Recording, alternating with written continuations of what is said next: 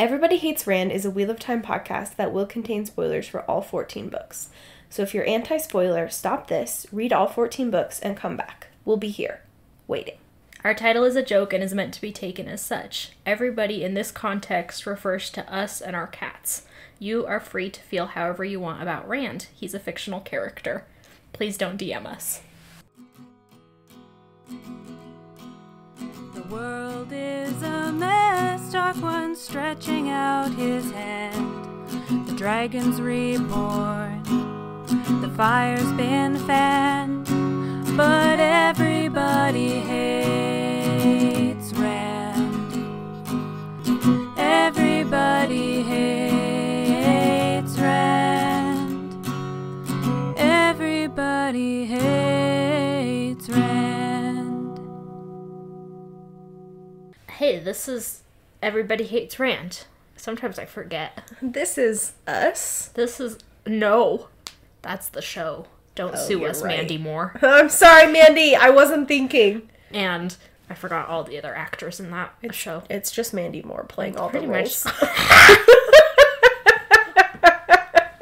I would actually watch This Is Us. Me too. If that were it. Someone's finally like, Mandy Moore isn't getting the credit she deserves. I bet she could play herself, her husband, and her 3 children. Yeah, and you know what? She could. Sterling K. Brown. Is that his name? Maybe. I don't actually know who is in the cast of This Is Us except for Mandy Moore. Yeah, okay. Well, don't sue us, Mandy Moore. This is Everybody Hates Rand, your friendly neighborhood Wheel of Time podcast. I'm Emily Jushaw. I'm Sally Ginger. And, hey, we're back with Winter's Fart. Prologue season 2. Prologue part duh. Duh. Wow, I opened right up to chapter 1, which is, as we've referenced already, a good portion of the book. Yeah. That's how I feel about Winter's Heart. Oh, yeah, it is pretty tough. It's no Path of Daggers, but it's pretty tough. Oh, yeah, are we going to address the elephant in the room? No, that's all I'm going to say. I'm going to keep going as long as it can. Yeah, it's no Path of Daggers, but it is pretty bad. So, it is even more irritating that Rand is in the prologue.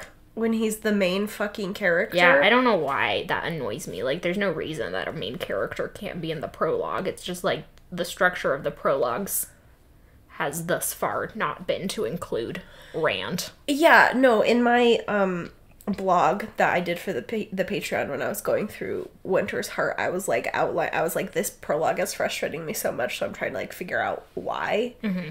You know, and it was just like, there's no reason for any of these points of view to be delineated out into the prologue. Who did we start with? Tovine. No, last week. Who did we start with? Oh, Siain. Yeah, it's like, Siain has had points of view in the story proper in the past. Why is she in the prologue? Elaine is a main character working on one of the main plots of the next several books. Why is she in the prologue? Mm-hmm. Tovine has also had a point of view in the story proper. Why is she in the prologue? And Rand is the main fucking character. Rand's the Dragon Reborn.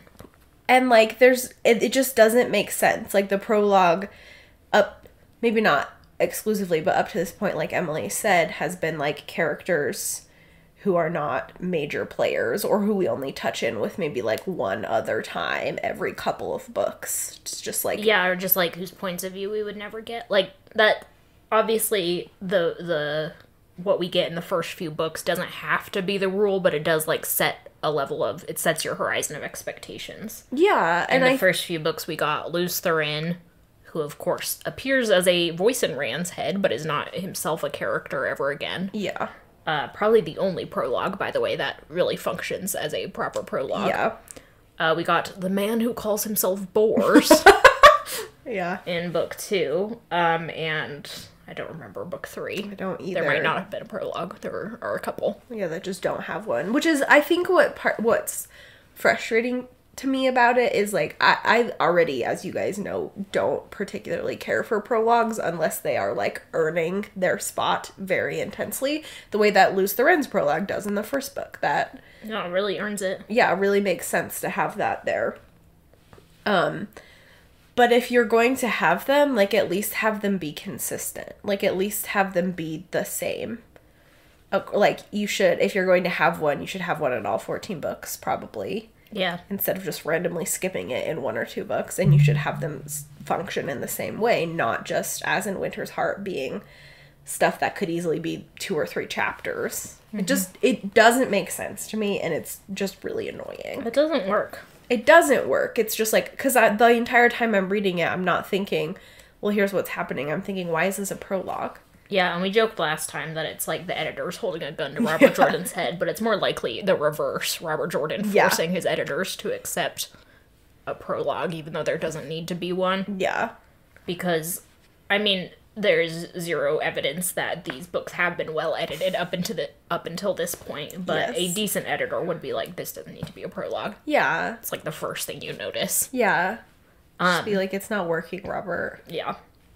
So we start out with Toveen, who, as you mentioned, has had one other point of view, I believe. Yeah, in Path of Daggers. In Path of Daggers, when she gets, when she is leading Elaida's contingent of mostly 50. Yeah. Aes Sedai, yeah. Yeah, 50 Aes Sedai over to the Black Tower to destroy the Black Tower. Yeah. With ultimate hubris. Hubris, thy name is Elaida and Toveen. And obviously this does not go well. All of the Aes Sedai get captured and bonded against their will to various Ashaman. Toveen and Gabrel are get, the 2 who get bonded to Logain. who Logain bonds. And that is who we pick up with in just like such a delightful little setting of this prison camp within the Black Tower. Yeah, it really is very structured as a sort of prison camp setup. I think we might have been introduced to, I think that was Toveen's first point of view, but we might have been introduced to her prior to that, like when Elaida was getting ready to send her, but we re-get all that information in Toveen's point of view here. Yeah. Toveen is, like, such a fucked up person that she apparently had to go do, like, penance on a camp. Yeah, on some farm. Which I love doing farm work. Which doesn't automatically make her a bad person. In fact, having to do penance in the White Tower, the worst possible form of government, probably is a good thing. Yeah. Shows that you think independently. Yeah, Jesus Christ. But then she like has all these asides about how she got vengeance upon the like farm lady who was in charge of her penance. Yeah, just like, girl. Toveen's your classic non-black Aja, red Aja woman. In that she reeks of being a bad person while not categorically evil. Yes. She really likes to be in charge. She really likes to manipulate people. What else? Yeah, she has clearly done bad things in the past and has no regrets about them. Yeah. She feels entitled to certain things. Blah, blah, blah, blah, blah. A lot of other sort of rampant misogynistic stuff. Yeah. You're classic. She's classic TM Red Aja. Classic flavor. For sure. Just like the dumb misandrist. Yeah, she hates running men. Around. Whatever. She's just like a caricature, basically. Yeah, they all are at this point. Every Aes Sedai we meet is a caricature of herself. That's fair. Somehow. Yeah. She's got 3 character traits, and Robert Jordan will not let you forget them. Yeah, in that way, Brandon Sanderson was perfectly suited to go on through the rest of the series. Toveen is obviously in a bad situation. Let me go back. Toveen doesn't deserve her bad situation, because nobody deserves a bad situation. Even though she was actively on a warpath to presumably murder a bunch of Ashaman. Being like...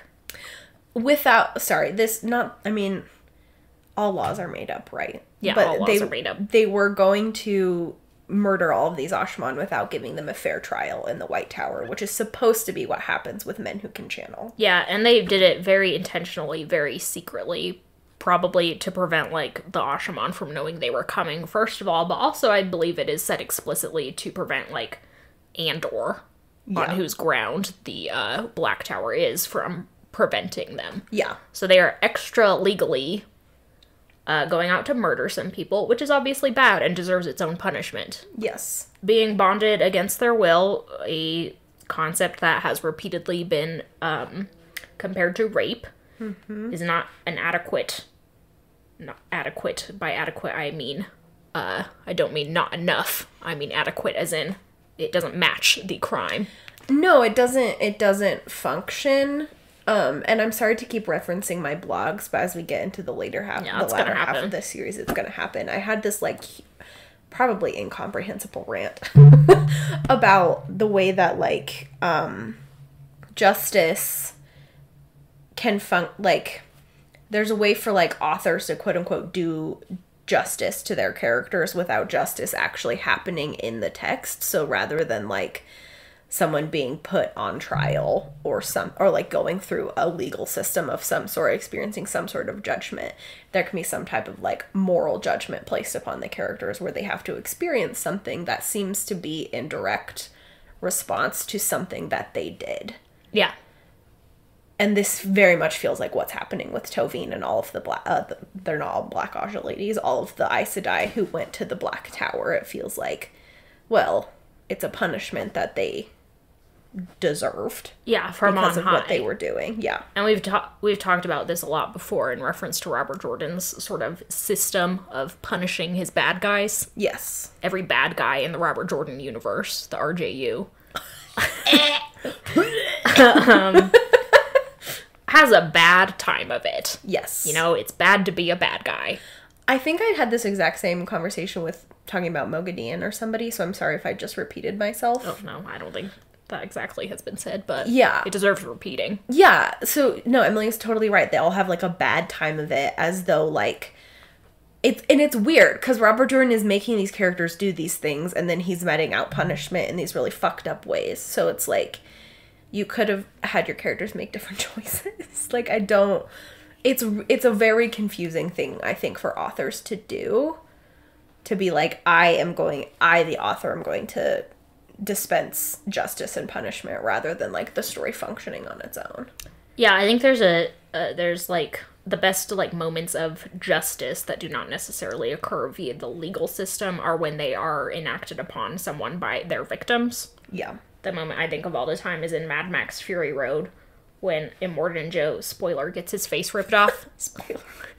I mean, if you haven't seen it. Yeah. But it's preceded by this great moment where Charlize Theron comes up to him and all she says is, "Remember me," and then his face gets ripped off, killing him, presumably. Yeah. And that is, like, sort of a moment of justice just by her saying, "Remember me." Yes. Because it is evoking the fact that he has done things to her in the past, and that she is a particular victim of his, and that is connected to his death and or punishment. Yes. By just having Tovine and any sort of bad guy torture each other, sort of receive punishment from higher levels of bad guys, that doesn't feel like justice to our brains. Yes, it does not.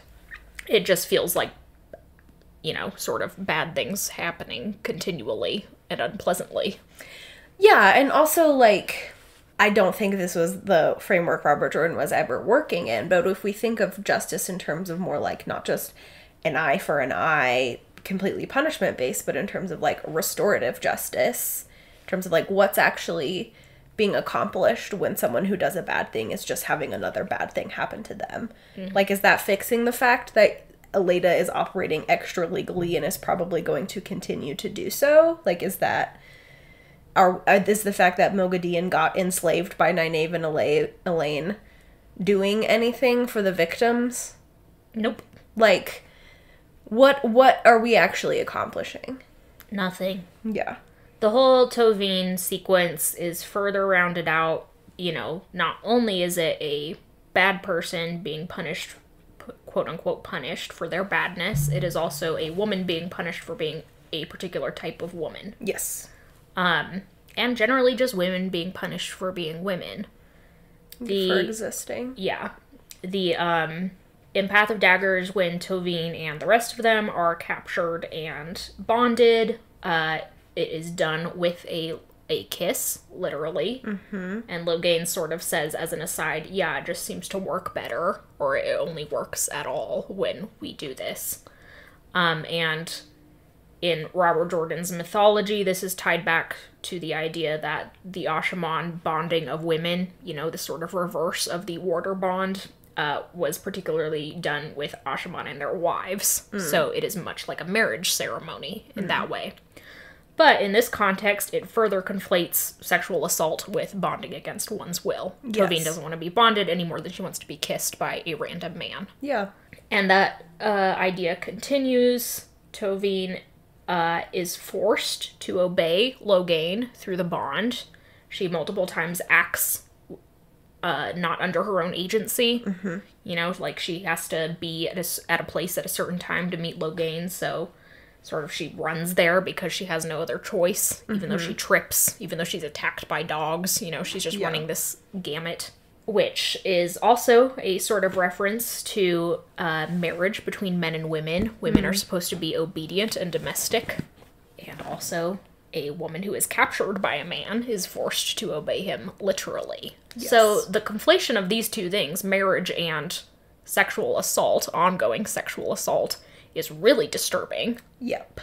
Because if you just had the Ashaman bond with their wives, a totally consensual thing, which is very, like, sweet when Grady references it. Yeah. Like, he knows when his wife's, like, knees are aching or whatever, you know? It's very cute. It's very pure. And I also understand that marriage is not a thing that is pure. Marriage is something in which sexual assault happens. Yes, of course. You know? But, like, by Robert Jordan sort of crossing these streams, it makes for a really uncomfortable, like, because he doesn't seem to be aware of the idea that what he is making is a metaphor for sexual assault. You know?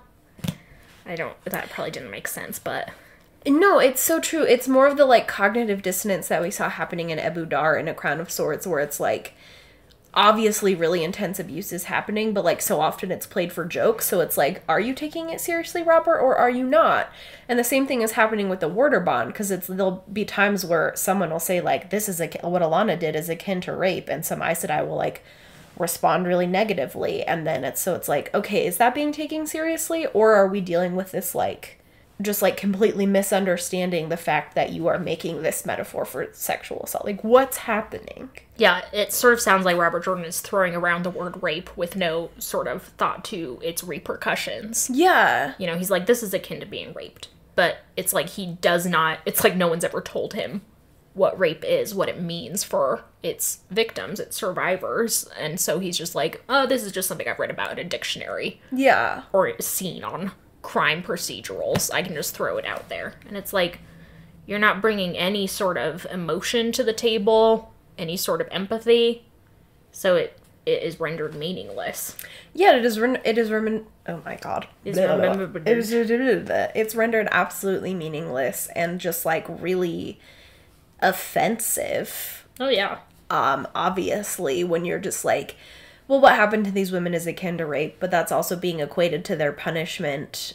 But it's also, and then we'll get into this, I'm sure, but then it's being conflated with Gabrielle's quote-unquote consensual sexual relationship with Logain, as if there can really be any consent in a relationship where Logain could literally command her to do anything. Yeah. Like, it's just all so rancid. Yeah, speaking of Gabrielle, she assures us in no uncertain terms that Logain did not rape her. Logain was against the idea of a sexual relationship. Yes. This is Robert Jordan reminding us that, Logain is one of the quote-unquote good guys. He would never rape anyone.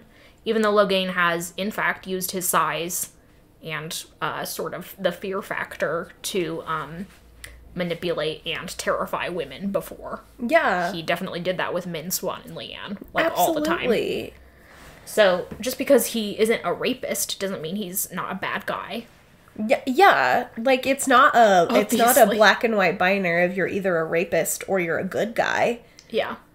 And Robert Jordan, by saying that Gabrielle had to convince Logain to sort of participate in this sexual relationship, is putting the burden of the relationship on Gabrielle. Yes. She's actually the bad one, because she's just, like, mining this sexual relationship for information from Logain. You know? Yeah, and it's like, part of the framing of she's a bad guy is Tovine's just, like, absolute horror at the fact that she is using her sexuality for information.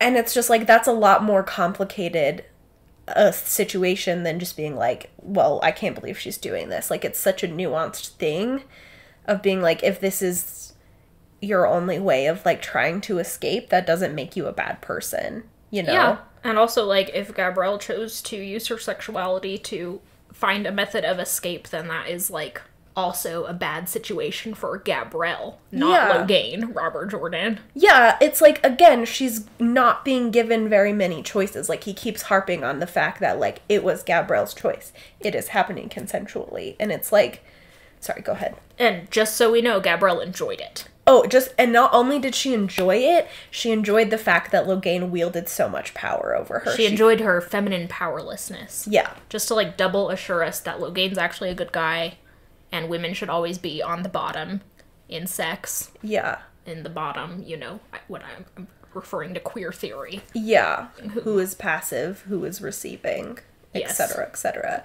Which is, like, just staying on that for a moment, which is Gabrielle enjoying that is 100% fine in the individual situation. Yes. But it is a pattern of behavior that Robert Jordan is representing all women to experience the sex in the same way, to enjoy being the bottom, if we're sticking with the queer theory terms here, to enjoy that. Totally fine. But the fact that it's repeated, Robert Jordan be like, this is the only way that women enjoy sex, that's just a male fantasy. It's the only way that women enjoy sex, except for Tylan, who is just this weird, bizarre woman, not a woman, because of how she attacks Matt. Yeah.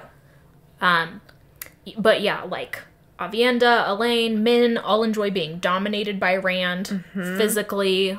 Luckily, Robert Jordan doesn't give us too many details about that, but that is sort of the representation of the relationship. Yes. Fail definitely enjoys being dominated by Perrin. Yes. All of our female characters enjoy this aspect of sexuality, which, again, on an individual basis, is a totally fine thing to enjoy. Yeah. Yeah.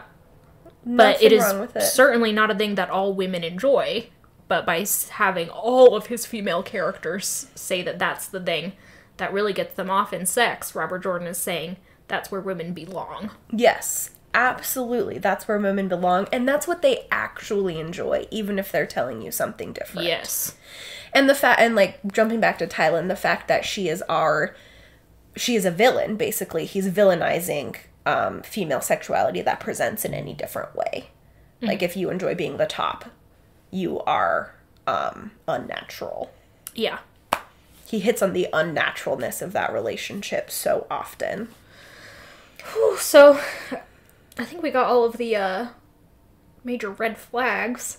In terms of plot in this section, Tovine is surrounded by 50 other women, almost none of whom want to cooperate with her. They actively tried to beat her to death on their first night there because they blamed her for their situation, which is yet another way for Robert Jordan to be like, women are all idiots. Why would they blame Tovine? I mean, presumably Tovine's a bad person, and they didn't enjoy being led by her. Yeah.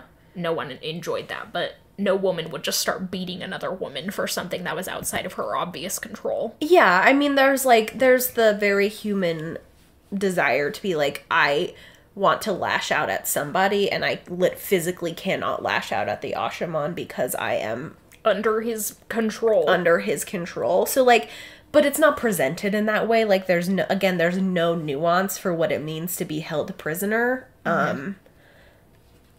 It's just like, yeah, they all think it's Tovine's fault and they're stupid and women don't know how things work. Yeah. And Logain had to come and stop them from beating her to death because he's a good guy. Remember, he's a good guy. Tovine, in further proof that she's a bad guy, is dreaming of actively strangling Elaida, which I don't know how that's proof because I too dream of actively strangling Elaida. Then again, I also dream of strangling Elaine. I dream of strangling a lot of these characters. Yeah, I mean, is there any Wheel of Time character I don't want to strangle? Davram Bashir, maybe? Just Davram. Matt most of the time, but, you know, he has his moments. Women are like goats. Women... Oh, don't fuck it.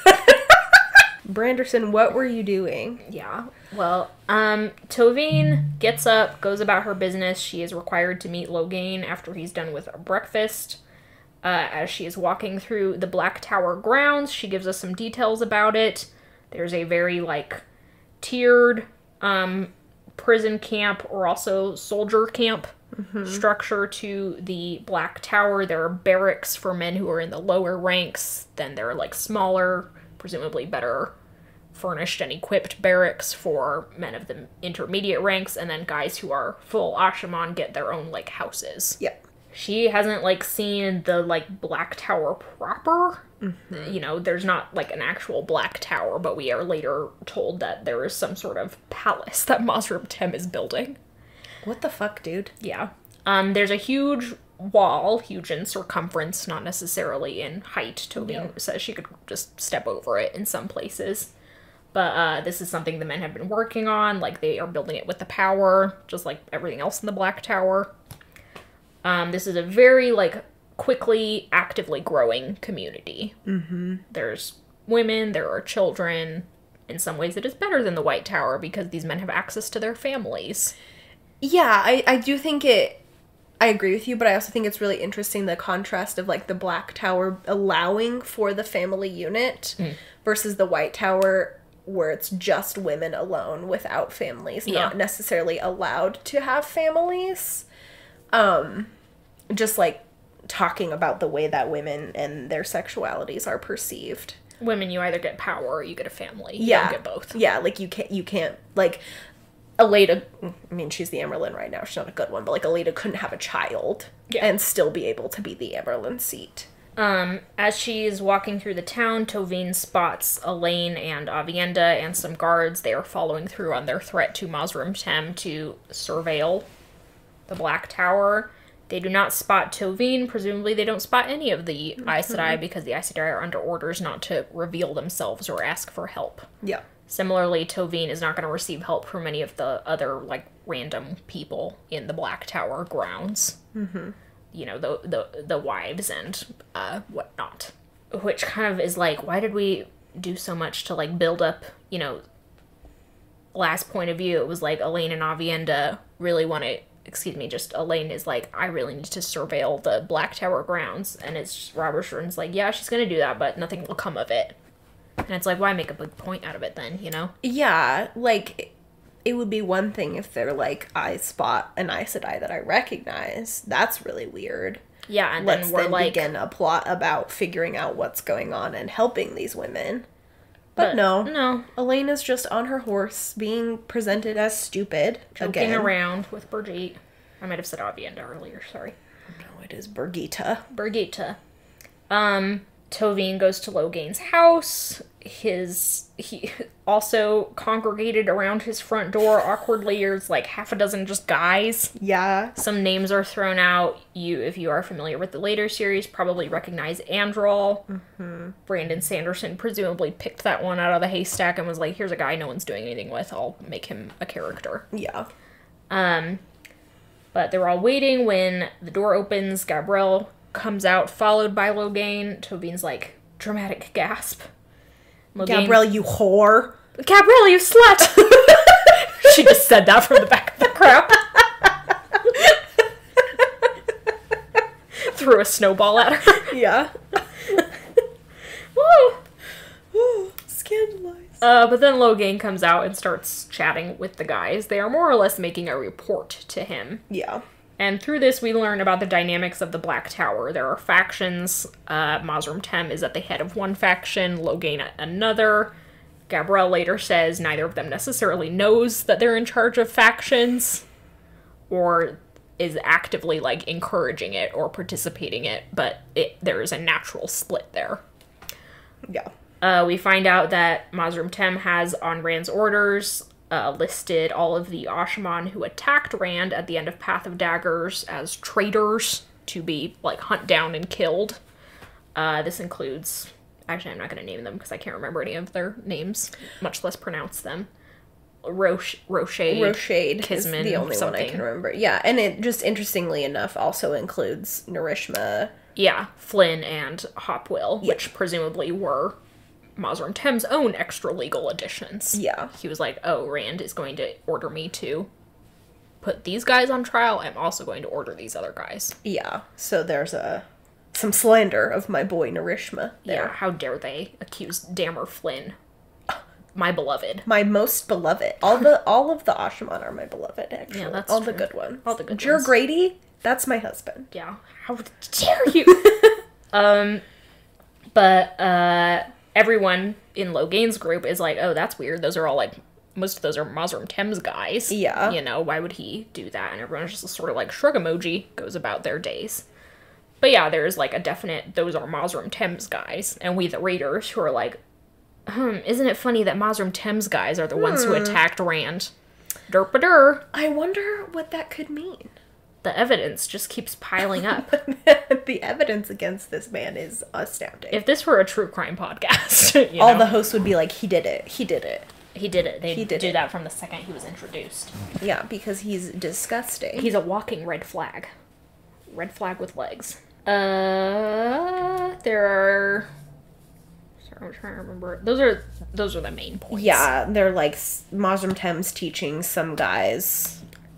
Two Rivers boys are now in the Black Tower. I don't believe Rand okayed that or ordered it, but that is what Mazrim Thames is telling people Yeah. to justify his going to the Two Rivers and getting a bunch of guys who can channel. Yeah. Or maybe Rand did order it, and I can't remember. It doesn't really matter at this point either way, because Rand doesn't give a fuck about what happens in the Black Tower. Yeah. Rand just set up a little army of Yeah. war criminals and then left them there. But everyone's like, oh, the poor Two Rivers boys, we need to watch their backs, because a lot of them are really young. Oh, they're like 12. Yeah. Mazrim Thames is literally kidnapping children. And everyone's like, yeah, that seems It's like a normal. reverse Santa Claus. I come down your chimney and take you away.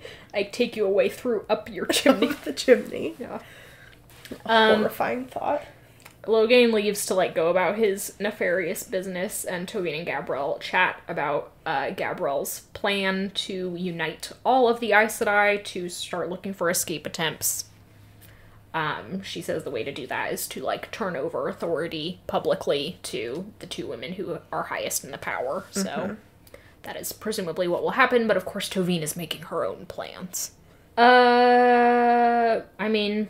We'll come back to it if we ever come back to it, but basically nothing happens with this. Yeah. Nothing relevant, anyway. Well, like at the very beginning of Crossroads of Twilight, Loghain just fucks off out of the Black Tower. And boy, he sure does. He was just like, I have permission to leave. Goodbye.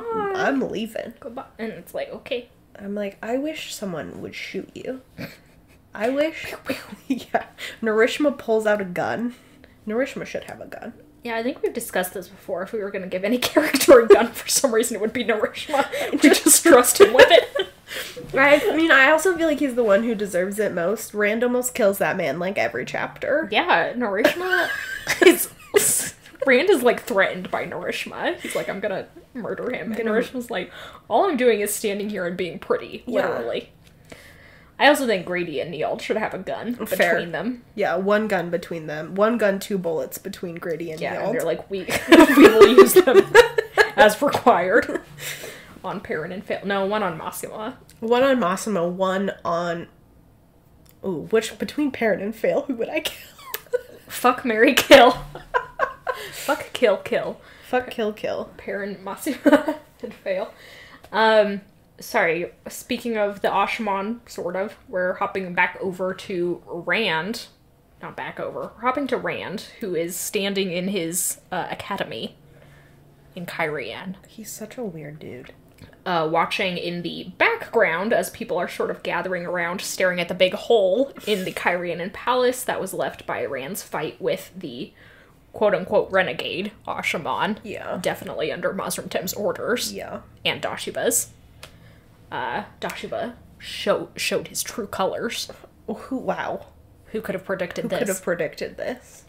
Flynn, Narishma, and Hopwill, Rand tells us, are still in the palace in Cairhien, but he has not done anything to assure their safety or anything like that. He has not, and they will all be bonded to Aes Sedai by the end of this book.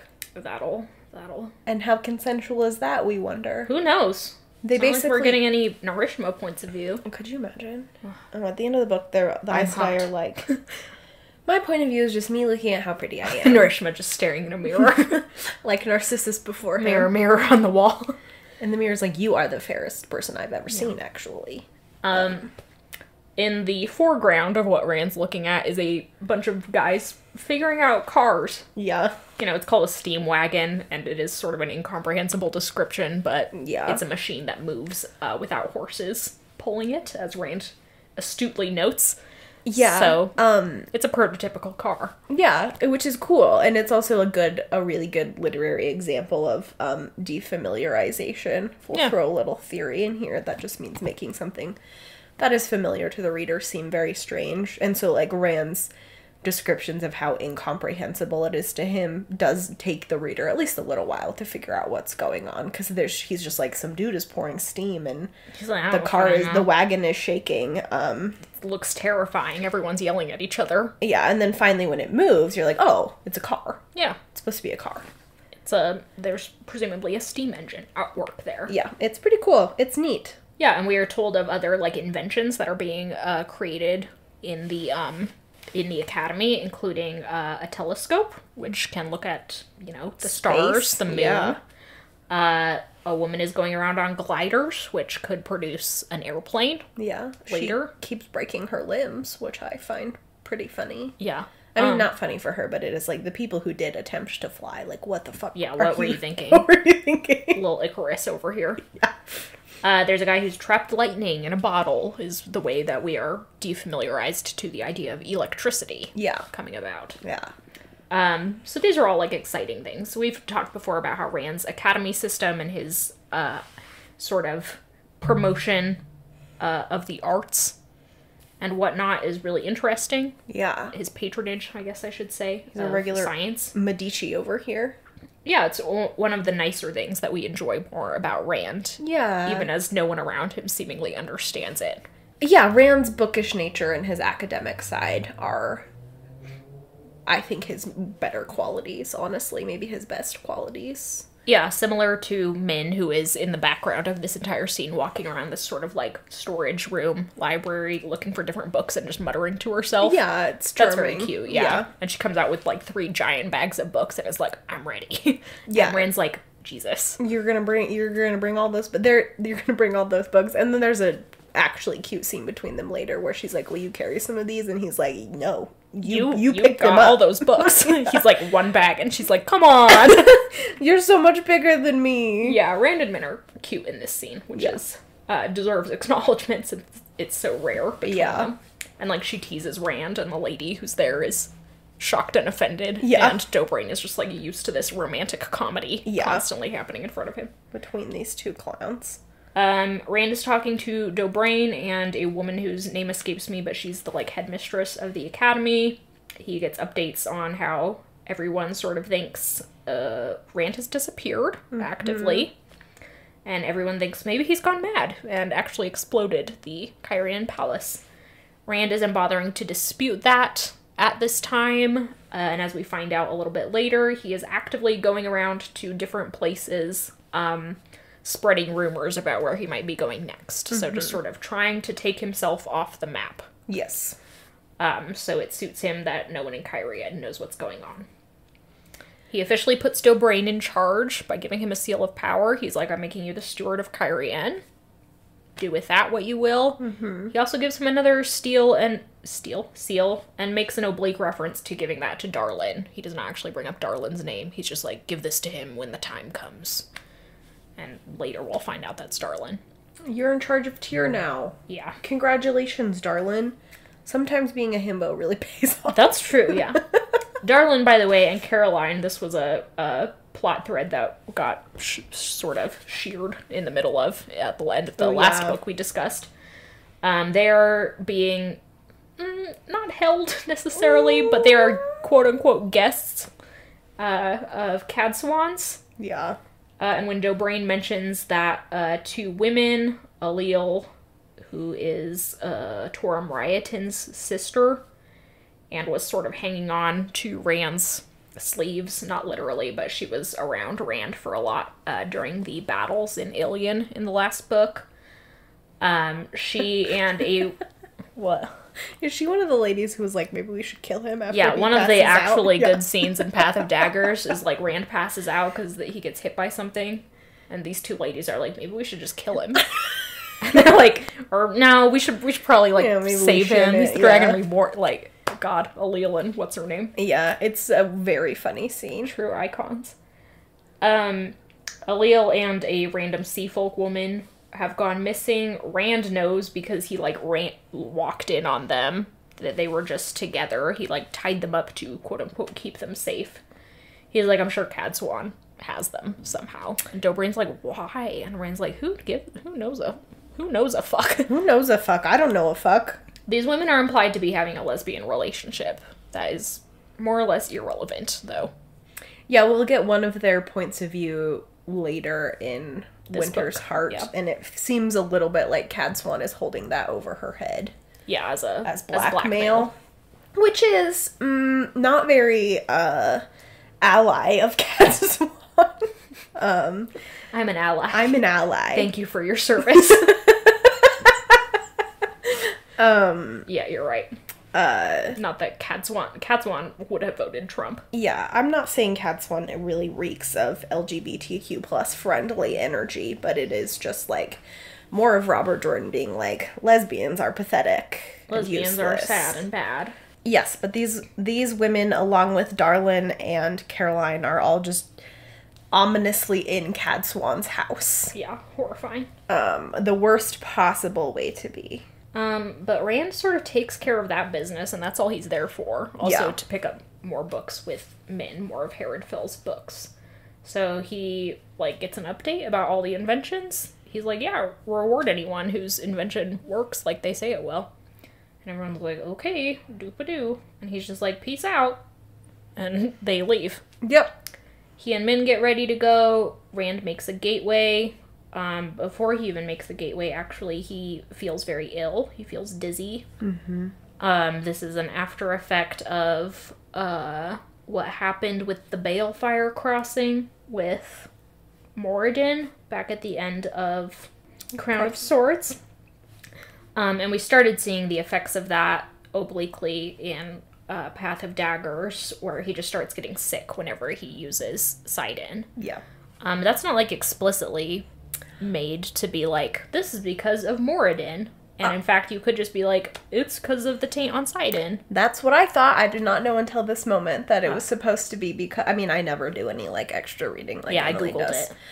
I thought it was just, like, Rand is getting... It's, like, part of his madness / just, like, he's using so much of Sidon all the time that it's just a consequence of that. But it makes more sense that it's the Balefire thing. Yeah, everyone decides that it's the Balefire thing, or at least the readers on the forums and whatnot. That's what they said because it doesn't, like, go away after Sidon is cleansed. Right. Finally. You want me to go get it? We can finish it up if you want to. No, I'd rather not leave it. Okay, on the doorstep. I will close us out. Close this out. Is that okay? Yeah, go for it. Okay, sorry if this episode feels a little choppy. We were ordering food, and it is here now. So, yeah, Rand is getting sick because of the after effects of his Balefire stream collision with Moradin / Ishmael. But he is hiding that from Min. And then they're opening a gateway to continue traveling, and Min is like, yeah, I deserve to know where we're going if I'm going to be traveling with you, or, like, what your ultimate plan is. And he announces his plan to cleanse Sidon, which is going to be the climax, the ultimate event of this book. He is carrying around with him the keys to the Choden Call, which are the big statues that allow people to channel a lot of the power. He's got the male key and the female key, so he, of course, needs a female channeler to cleanse Sidon with him. And that will be, spoiler alert, Nynaeve. Yeah, so that is the prologue of Winter's Fart. That's where we end, and we will pick up next week with Perrin when he discovers that his wife has been snatched. So Rand's gonna cleanse Sidon? Yeah, I said Rand's gonna cleanse Sidon. He's carrying around the Choden Call keys. He's like, I'm gonna cleanse Sidon. And Min's like, big fucking deal, bruh. Yeah, it is a very cool thing that he is doing, I think. Yeah, I agree. And a very cool sequence. Oh, Tybalt just tripped. How embarrassing for him. But yeah, we'll get into it. Thanks for finishing us up. You're welcome. Thanks for getting the food. You're welcome. I'm all breathless from going up 2 flights of stairs. Oh, Ed, you're so cute. Hey, thanks everyone for listening. Yeah. Thanks to Glenn McKenzie for our theme song. Thanks to our patrons on Patreon. As a reminder, we're going to change Patreon in a couple of months just to, like, update some stuff. So keep an eye out for that. If you decide to join at the $10 tier at this point, you know, after January 10th, 2022, then we no longer guarantee the graffitied book reward. All of that is outlined on our Patreon if you have any questions. Yes. Thanks to our followers on social media. And, do you have a sign off? Yes. So, above us on this couch is a calligraphied sign that, Amanda Ferguson, Hello Ferg, we love you, made for us. It says Everybody Hates Rand, which is the name of our podcast. It has been behind me the entire year and change that I've worked at the job that I currently work at. Uh-huh. And I just never thought the camera would catch it because it's, like, significantly far away and my head is generally in front of it. So I've, like, never given it a second thought.